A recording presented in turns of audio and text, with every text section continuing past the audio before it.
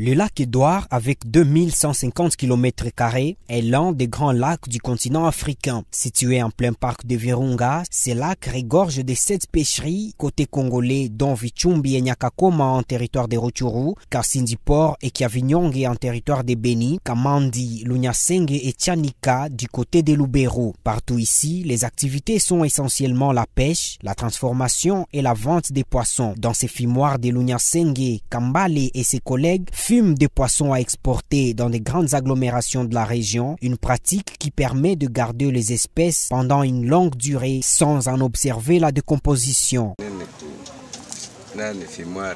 Dans ces fumoirs, nous transformons les poissons pour qu'ils soient gardés pendant longtemps et consommés par déjà des milliers éloignés d'ici. Le problème en est qu'actuellement, l'insécurité sur le lac fait que les poissons diminuent. Mais nous espérons que la situation sera vite rétablie par le gouvernement qui en a les responsabilités.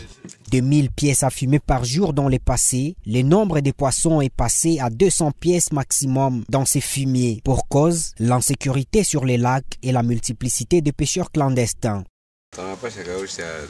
Nous avons la capacité de fumer entre 300 et 500 pièces par jour. Et quand les travaux de pêche évoluent bien, nous arrivons à 1000. Ces derniers temps, nous fumons 100 pièces difficilement parce que les pêcheurs clandestins ont envahi ces lacs.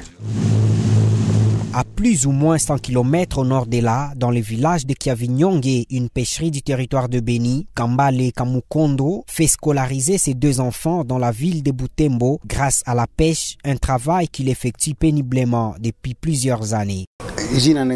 Je réponds au nom de Kambale Kamukondo. Je suis pêcheur. Au quotidien, nous exerçons ce travail, traversant tous les risques de nuit passées sur le lac. Il fait tellement froid la nuit, nous ne sommeillons même pas parce que la journée, nous nous occupons aussi de la vente. Ce travail me permet quand même de faire vivre ma famille, trouver chaque jour du carburant pour alimenter mes pirogues et faire scolariser mes 2 enfants dans la ville de Butembo.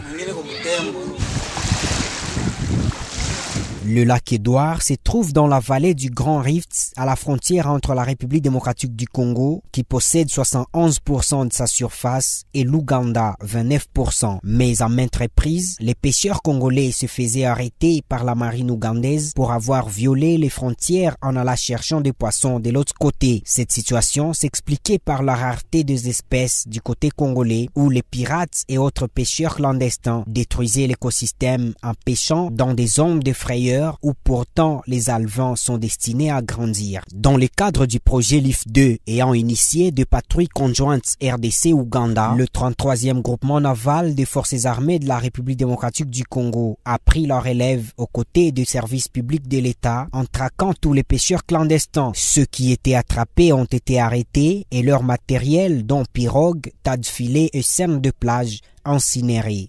Nous procédons à ce jour à la destruction des matériels prohibés qui ont été saisis au cours des patrouilles conjointes RDC-Ouganda que nous sommes en train de mener avec la force navale, l'environnement et mon service de pêche et élevage au niveau du lac Édouard.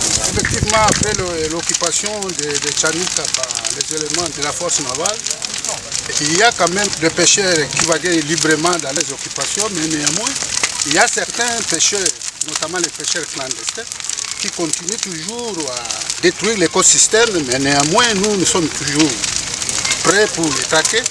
Mais actuellement, vous voyez maintenant le travail que nous venons d'accomplir ici. Plus de 400 pêcheurs ont été arrêtés, leurs pirogues réduites en cendres, aux côtés de plusieurs centaines de tas de filets et de dizaines de centres de plage dans les 7 pêcheries des territoires de Rutshuru, Lubero et Beni. Les miliciens Maïmaï ont aussi été délogés de leurs différentes positions, d'où ils lançaient des attaques contre les pêcheurs, une satisfaction pour la Fédération des comités de pêcheurs individuels du lac Édouard FECOPEI en sigle, dont le secrétaire général Josué Mukura salue les efforts de l'armée. Pour nous, nous sommes très contents puisque vous voyez, nous avons décrié maintes fois pour essayer de dénoncer la présence des groupes armés Maïmaï qui ne cessaient pas de tracasser les pêcheurs, de torturer les pêcheurs, même tuer les pêcheurs.